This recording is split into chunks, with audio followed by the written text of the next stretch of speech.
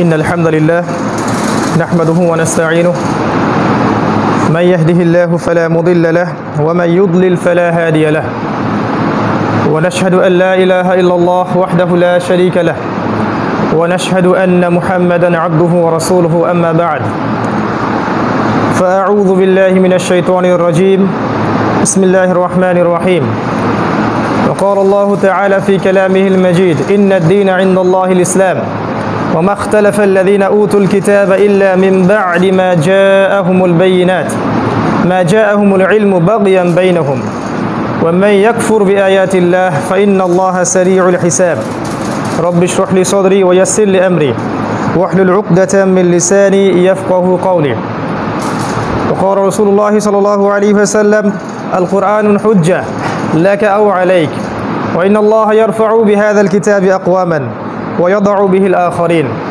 رواه مسلم الحمد لله যাবতীয় প্রশংসা এবং গুণগান একমাত্র মহিয়ান ও গরিয়ান আল্লাহ সুবহানাহু ওয়া তাআলার জন্য যে আল্লাহ সুবহানাহু ওয়া তাআলা নাজিল করেছেন মহাবিশ্বের এই মহাবিশ্বয় মহাগ্রন্থ আল কোরআন এবং প্রেরণ করেছেন সর্বকালের সর্বশ্রেষ্ঠ মানব মুহাম্মদুর রাসূলুল্লাহ সাল্লাল্লাহু আলাইহি ওয়াসাল্লামকে আমরা প্রত্যেকে আল্লাহ পাকের দরবারে শুকরিয়া আদায় করি আল্লাহুম্মা লাকাল হামদ হামদান কাসীরান তাইয়িবান মুবারাকান ফি দরুদ এবং সালাত বর্ষিত হোক প্রিয় নবী মুহাম্মদ রাসূলুল্লাহ সাল্লাল্লাহু আলাইহি ওয়াসাল্লামের প্রতি আমরা সংক্ষিপ্ত দরুদ পাঠ করি আল্লাহুম্মা সাল্লি আলা মুহাম্মদ আল্লাহুম্মা বারিক আলা মুহাম্মদ। সম্মানিত উপস্থিতি, আজকের এই জুমার সংক্ষিপ্ত সময়ের খুতবার আলোচ্য বিষয় ইসলাম ও বর্তমান বিশ্ব। ইনশাআল্লাহ সংক্ষিপ্ত সময়ের মধ্যে এই বিষয়ে একটি জ্ঞানগর্ভ আলোচনা উপস্থাপনের চেষ্টা করব ইনশাআল্লাহ। ওমা তৌফিকি ইল্লা বিল্লাহ আলাইহি তাওয়াক্কালতু ওয়া ইলাইহি উনীব। আলোচনা শুরু করতে চাচ্ছি পবিত্র কোরআনুল কারীমের সূরাতুল আল ইমরান আয়াত নম্বর 19 থেকে। আল্লাহ রাব্বুল আলামিন এই আয়াতের মধ্যে বলেছেন ইন্নাদ-দীনা ইনদাল্লাহিল ইসলাম, নিশ্চয়ই আল্লাহ সুবহানাহু ওয়া তাআলার কাছে একমাত্র গ্রহণযোগ্য মনোনীত জীবন ব্যবস্থার নাম হচ্ছে ইসলাম। ওয়া মাখতালাফাল্লাযীনা উতুল কিতাব ওয়া মাখতালাফাল্লাযীনা উতুল কিতাবা ইল্লা মিন বা'দি মা জাআহুমুল ইলমু বাগিয়ান বাইনাহুম। আল্লাহ পাক বলছেন এর পূর্বে যাদেরকে কিতাব দেয়া হয়েছিল তারা দুটো কারণে ইসলামের বিরোধিতা করেছে। একটা হচ্ছে অজ্ঞতা, আর একটা বাগিয়ান বাইনাহুম, পরস্পরের হিংসা বিদ্বেষ এবং হঠকারিতা। আল্লাহ পাক বলেছেন ইসলামই একমাত্র গ্রহণযোগ্য জীবন ব্যবস্থা, কিন্তু এটা থেকে মানুষকে বিমুখ রাখছে দুটো বিষয়। একটা হচ্ছে অজ্ঞতা, দিন সম্পর্কে ইসলাম সম্পর্কে অজ্ঞতা, আরেকটা হচ্ছে হঠকারিতা, সত্যটা চেনার পরেও সেটাকে স্বীকার না করা, এটাকে বলা হয় হঠকারিতা। আল্লাহ পাক বলছেন এই শ্রেণীর মানুষকে উদ্দেশ্য করে ওয়া মান ইয়াকফুর বিআয়াতিল্লাহ ফাইন্নাল্লাহা সারিউল হিসাব, যারা আল্লাহ পাকের আয়াতগুলোকে কুফরি করবে, অস্বীকার করবে, ফাইন্নাল্লাহা সারিউল হিসাব, আল্লাহ পাক খুব শীঘ্রই তাদের কঠিন হিসাব নেবেন ইনশাআল্লাহ। একই সূরার 85 নম্বর আয়াতটার দিকে এবার আমরা আমাদের দৃষ্টি নিবদ্ধ করছি। আল্লাহ পাক এই সূরার মধ্যেই বলেছেন 85 নম্বর আয়াতে ওয়া মান ইয়াবতাগি গায়রাল ইসলামি দীনান ফালাই ইউকবালা মিন। কথাগুলো এই সময়ের জন্য বেশি প্রযোজ্য, যে যুগে আমরা বাস করছি, ফিতনাতুল মাসিহিদ দাজ্জাল এবং তার অনুসারীদের যুগ, এই যুগে এটা বেশি প্রয়োজন। আল্লাহ পাক বলেছেন ওয়া মান ইয়াবতাগি গায়রাল ইসলামি দীনান ফালাই ইউকবালা মিন, যে ব্যক্তি ইসলাম ব্যতীত মানে আল্লাহ মনোনীত এই জীবন ব্যবস্থা ব্যতীত অন্য কোনো দিন তালাশ করবে বা অন্য কোনো জীবন ব্যবস্থা তালাশ করবে, ফালাই ইউকবালা মিন, লাই ইউকবালা, কোশ্চিন কালেও তার থেকে সেটা কবুল করা হবে না। যারা সামান্য আরবি ব্যাকরণ বোঝেন তারা বুঝবেন লাই ইউকবালা মানে হচ্ছে ফালাই ইউকবালা, কোশ্চিন কালেও সেটা তার থেকে গ্রহণ করা হবে না। ওয়া হুয়া ফিল আখিরাতি মিনাল খাসিরিন, এবং সেই ব্যক্তি বা সেই দেশ বা সেই রাষ্ট্র বা সেই জাতি বা সেই বিশ্ব পরকালে ক্ষতিগ্রস্তদের অন্তর্ভুক্ত হবে, যারা আল্লাহ পাকের এই মনোনীত জীবন ব্যবস্থা ব্যতীত অন্য কোনো দিন তালাশ করবে। এবার আসেন এই সূরার 83 নম্বর আয়াতে। আশ্চর্যজনক একটা কিতাব কোরআন। এই একই সূরার মধ্যেই এই এতগুলো কথা আছে। এই সূরার মধ্যেই আছে 83 নম্বর আয়াতে আল্লাহ পাক বলছেন, আফা গায়রা দীনিল্লাহি ইয়াবগুন। আল্লাহ পাক বলছেন যে তারা কি তবে এই দিন ইসলাম ছাড়া অন্য কোনো দিন তালাশ করছে? আফা গায়রা দীনিল্লাহি ইয়াবগুন, তারা কি ইসলাম ব্যতীত অন্য কোনো রিলিজিয়ন বা কোড অফ লাইফ তালাশ করছে? আল্লাহ পাকের কথাটা খুব ভালো করে মনোযোগ দিয়ে শুনুন। আল্লাহ পাক বলছেন তারা কি ইসলাম ব্যতীত অন্য কোনো দিন তালাশ করছে? ওয়ালাহু আসলামা মান ফিস সামাওয়াতি ওয়াল আরদি তাওআন ওয়া কারহান। অথচ আল্লাহর কাছে আত্মসমর্পণ করেছে এই মহাবিশ্বের প্রত্যেকটা সৃষ্টি। আসমান সমূহ মানে মহাবিশ্বের যত প্রাণী আছে, জীব বা জড়, সবাই আল্লাহর কাছে আত্মসমর্পণ করেছে। ওয়াল আর্দ, এবং এই পৃথিবীর সমস্ত প্রাণী মাখলুক যাদের সত্তা আছে, সৌল আছে, আত্মা আছে, বা যাদের নাই, এই জীব জড় প্রত্যেকেই আল্লাহর কাছে আত্মসমর্পণ করেছে। তাওআন আও কারহান, ইচ্ছায় হোক অথবা অনিচ্ছায় হোক, ইচ্ছায় হোক অথবা অনিচ্ছায় হোক, তারা আল্লাহর সামনে আত্মসমর্পণ করেছে। আফা গায়রা দীনিল্লাহি ইয়াবগুন, কিন্তু এই মানুষরা কি আল্লাহর দিন ব্যতীত অন্য দিন তালাশ করছে? কথা কি ভাষা, ব্যাখ্যা করার আসলে আমাদের ল্যাঙ্গুয়েজ নাই, আমি ভাষায় প্রকাশ করতে পারবো না। একই সূরায় 3টা কথা আল্লাহ বলেছেন। একমাত্র রিলিজিয়ন আল্লাহর কাছে ইসলাম, 1 নম্বর কথা। 2 নম্বর হচ্ছে ইসলাম ছাড়া অন্য কোনো রিলিজিয়ন কেউ তালাশ করলে আল্লাহ পাক কোশ্চিন কালো সেটা কবুল করবেন না। 3 নম্বর, আসমান জমিনের সব কিছু আল্লাহর সামনে আত্মসমর্পণ করেছে, করেনি শুধু মানুষ এবং জিন। একই সূরার মধ্যে আছে। এবার প্রশ্ন যে দিন শব্দের অর্থ আসলে কি, এটা এখন ব্যাখ্যা করতে হচ্ছে দুঃখজনক।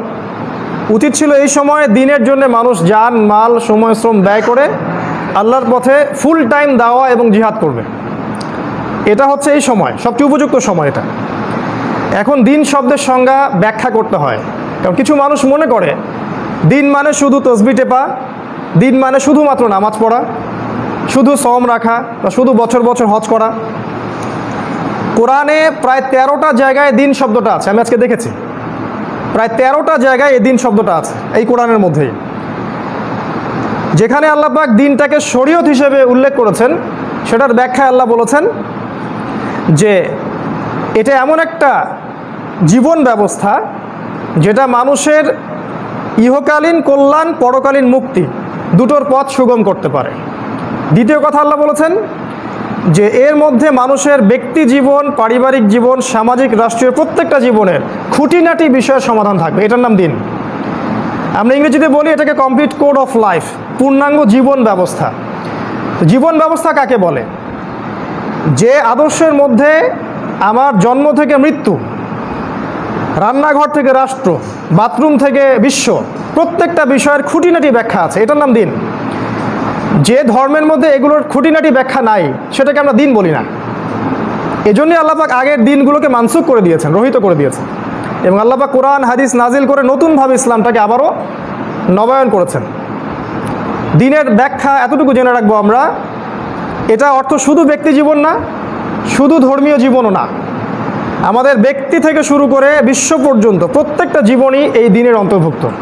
তাওআন আও কারহান, কেউ ইচ্ছায় হোক আর অনিচ্ছায় হোক এটা স্বীকার করতে বাধ্য হবে, ইচ্ছায় হোক অথবা অনিচ্ছায়। কারণ এখন যারা ইচ্ছায় এগুলো স্বীকার করছে তারা পরকালে সফল ইনশাআল্লাহ, আর যারা স্বীকার করছে না তাদেরকে মৃত্যুর পর স্বীকার করানো হবে অনিচ্ছায়। তাওআন আও কারহান, এই হলো দিনের ব্যাখ্যা। তৃতীয় প্রশ্ন আসবে এখন যে ইসলাম, দিন ইসলাম অর্থটা আবার কি? আমরা অনেকের মুখে শুনি এখন, স্পেশালি যারা সেকুলার কনসেপ্টে বিশ্বাস করে, মানে গোড়া থেকে সেকুলার বা কমিউনিস্ট বা গোড়া ডেমোক্রেটিক, তাদের সংজ্ঞা অনুযায়ী দিন এমন একটা জিনিস যেটা মসজিদে আপনি নামাজ পড়বেন, তাসবিহ তাহলিল করবেন, জিকির আজগার করবেন, রোজা রাখবেন, হজ জাকাত দিবেন, মাশাআল্লাহ। তাদের বক্তব্য এতটুকুই দিনের অন্তর্ভুক্ত। তো তারা এতটুকুকে দিন ইসলাম মনে করে। কিন্তু আপনি যদি কোরআন এবং হাদিস খুঁটে খুঁটে পড়েন তাহলে দেখবেন যে আল কোরআনে যেমন সলাতের বিধান আছে, জাকাতের বিধান আছে, সওমের বিধান আছে, হাদিসে যেমন হজ ওমরা ইত্যাদি সব খুঁটিনাটি মাসআলাগুলো আছে। অজু কেমন করে করবেন, গোসল কেমন করে করবেন, স্ত্রী সহবাস কেমন করে করবেন, খাবেন কিভাবে, বাথরুমে যাবেন কিভাবে, আপনি দেশ চালাবেন কিভাবে, সামাজিক আমাদের মূল্যায়নটা কেমন হবে, পারিবারিক মূল্যবোধ কেমন হবে, কিভাবে দেশের দুর্নীতি দূর করবেন, নৈতিকতার অবক্ষয় রোধ করবেন, প্রত্যেকটা বিষয় আপনি পাবেন কোরআন এবং হাদিসে। আল্লাহ পাক তার রাসূলের মাধ্যমে জানাচ্ছেন এই পুরো জিনিসটাই হচ্ছে দিন। ইসলামের এখানে নতুনত্বটা কি? এখানে কোনো নতুনত্ব নাই। প্রথম কথা হচ্ছে এটা, ইসলাম নতুন কোনো রিলিজন না। আদম আলাইহিস সালাম থেকে শুরু করে মুহাম্মদ সাল্লাল্লাহু আলাইহি ওয়াসাল্লাম পর্যন্ত প্রত্যেক নবী এই রিলিজনটাই ফলো করেছে। এখন আমরা যেটা দেখি এক এক মানুষ এক এক রিলিজিয়নের, এটা মানুষ ওই যে বাগিয়াম বাইনাহুম, একে অপরের হঠকারিতা আর অজ্ঞতা, এই দুটো কারণে মানুষ সঠিক ট্র্যাক থেকে সরে গেছে। আল্লাহ পাক একটা রিলিজন দিয়ে পৃথিবীতে পাঠিয়েছেন প্রত্যেক নবীকেই। কোরআনে অনেক জায়গায় পাবেন, সংক্ষিপ্ত সময় রেফারেন্স দেওয়ার সময় পাচ্ছি না, যে আল্লাহ পাক প্রত্যেক নবীকে আদেশ করেছিলেন যে তার কওমকে যেন তাগুত বর্জন করতে আদেশ করে এবং আল্লাহ পাকের ইবাদত করতে আদেশ করে। এই দুটোই ছিল তাদের মূলনীতি। সবাই দাওয়াত দিয়েছেন লা ইলাহা ইল্লাল্লাহ, কেউ দাওয়াত দেননি এর বাইরে। প্রত্যেক নবী আদম থেকে শুরু করে মুহাম্মদ সাল্লাল্লাহু আলাইহি ওয়াসাল্লাম পর্যন্ত। আপনি আদম আলাইহিস সালামের জীবনী দেখেন, নূহ আলাইহিস সালামের জীবনী দেখেন, ইব্রাহিম, মুসা, ঈসা, প্রত্যেক নবীর জীবনী দেখেন, একটা কমন জিনিস খুঁজে পাবেন যে দিন নতুন কিছু নয়। এই লা ইলাহা ইল্লাল্লাহ, এই ইসলাম শুরু থেকে ছিল, আজও আছে, ইনশাআল্লাহ কিয়ামত পর্যন্ত থাকবে। এই জন্যই আমরা বলি ইসলাম চির নতুন, চির প্রাচীন এবং চির আধুনিক। তাই যাদের এই কনসেপ্ট আছে, স্পেশালি সেকুলার কনসেপ্টে যারা বিশ্বাস করি আমরা যে ইসলাম নতুন একটা ধর্ম, মুহাম্মাদের মাধ্যমে এটা প্রবর্তিত হয়েছে, নাউযুবিল্লাহ সাল্লাল্লাহু আলাইহি ওয়াসাল্লাম, এটা সম্পূর্ণ ভুল একটা কনসেপ্ট।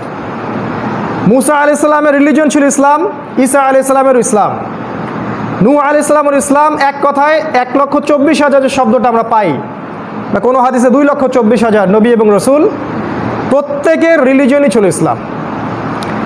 আর আমাদের নবী মুহাম্মদ সাল্লাল্লাহু আলাইহি ওয়াসাল্লাম ইসলামের একটা ছোট্ট সংজ্ঞা দিয়েছেন, এটা আপনাদেরকে শেয়ার করব।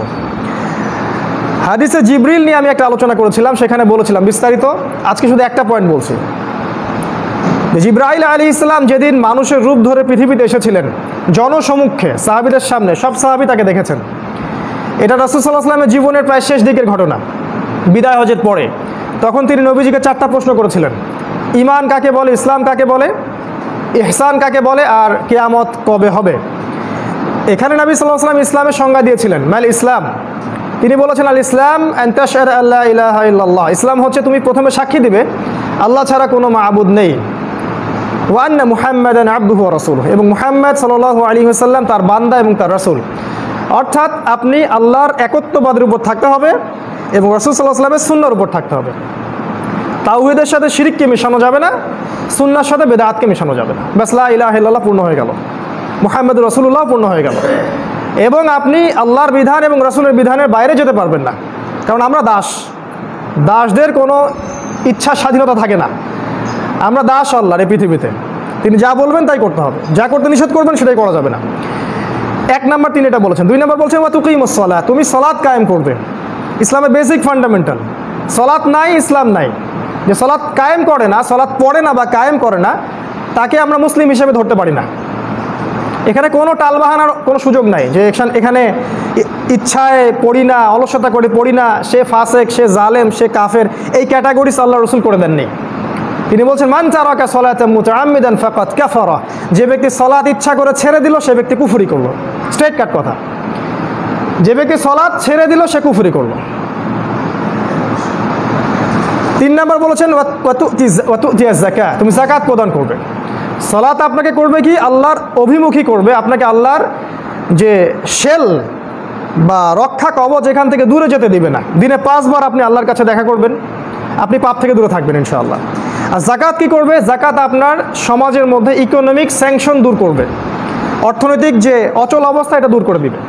যাকাত প্রতিষ্ঠিত থাকলে সমাজের মধ্যে ইকোনমিক একটা ফ্লুয়েন্সি থাকে, সবার কাছে কম বেশি অর্থ থাকে। আর যাকাতহীন যেটা সুদভিত্তিক অর্থনীতি, এখানে যেটা হয় যে ধনিক শ্রেণীর হাতে সব সম্পত্তি চলে যায় আর গরিব শ্রেণীর মানুষ দাস হয়ে থাকে, যেটা হচ্ছে এবং সামনে আরও ভয়াবহ আকার ধারণ করবে। জাতিসংঘ পর্যন্ত রিপোর্ট দিয়েছে, গতকাল দেখলাম, যে সামনে করোনা পরবর্তী বিশ্বে 50 থেকে 60 কোটি মানুষ দুর্ভিক্ষে মারা যাবে। ওরাই বলছে, আমরা বলছি না। কারণ ইকোনমিক স্যাংশন, অর্থনীতি যে অচল অবস্থা তৈরি হয়েছে, এটা যাকাত না থাকার কারণে হয়েছে, শুধু মহামারীর কারণে হয়নি। তিনি আরও বলেছেন তাহুজ্জুল বাইত মান ইসতাতা ইলাইহি সাবিলা, আরেকটা বলেছেন সওম রাখা রমাদান মাসে। এই হজ আপনাকে ইব্রাহিমী চেতনায় উদ্বুদ্ধ করবে এবং তাওহীদের উপর প্রতিষ্ঠিত থাকতে সাহায্য করবে। আর এই সওম আপনার আত্মশুদ্ধি দিবে, তাকওয়া অর্জনের মাধ্যম হবে। এই পাঁচটাকে রাসূল সাল্লাল্লাহু আলাইহি ওয়াসাল্লাম বলেছেন ইসলাম। তিনি এই সংজ্ঞা দিয়েছেন। এখন আমরা যে সমস্যাগুলো দেখছি সমাজের মধ্যে, ইসলামের এই যে বেসিক সংজ্ঞাটা দিলাম, যে এই পাঁচটা বেসিক ফান্ডামেন্টাল, এটা কমপ্লিট কোড অফ লাইফ, জীবনের প্রত্যেকটা বিষয়ের ব্যাখ্যা এখানে আছে। এই বিষয়টাকে কেন্দ্র করে আমাদের এই বিশ্বে, আমাদের শুধু রাষ্ট্রে না, আমাদের পুরো বিশ্বে কিছু সমস্যা সৃষ্টি হয়েছে। কিছু কিছু মানুষ এটাকে হৃদয় থেকে গ্রহণ করেছেন, কিছু কিছু মানুষ এটাকে গ্রহণ করেননি, কুফরি করেছেন। আবার কিছু মানুষ মুখে গ্রহণ করেছেন, ভিতর থেকে গ্রহণ করেননি। এই হচ্ছে বাস্তবতা। আবার কিছু মানুষ ইসলামের আংশিক অবস্থা নিয়েছেন, আংশিকটা নেননি। আবার কিছু মানুষ দেখা যাবে ইসলামের যে বিষয়গুলো নিজের স্বার্থে যায় সেগুলোকে নিয়েছেন, যেগুলো স্বার্থে যায় না সেগুলোকে নেন নাই। আল্লাহ পাক যেটা বলেছেন সেটা আয়াতটা বলে আমি অন্য প্রসঙ্গে যাচ্ছি। আল্লাহ পাক বলছেন উদখুলু ফিস সিলমি কাফা।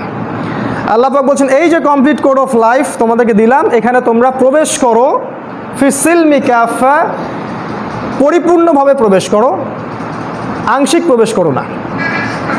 আল্লাহ পাক আরও বলেছেন ইসলামে প্রবেশ করো এবং তাগুতের সাথে কুফরি করো। আমাদেরকে কুফরি করতে বলেছেন। তাগুত কি?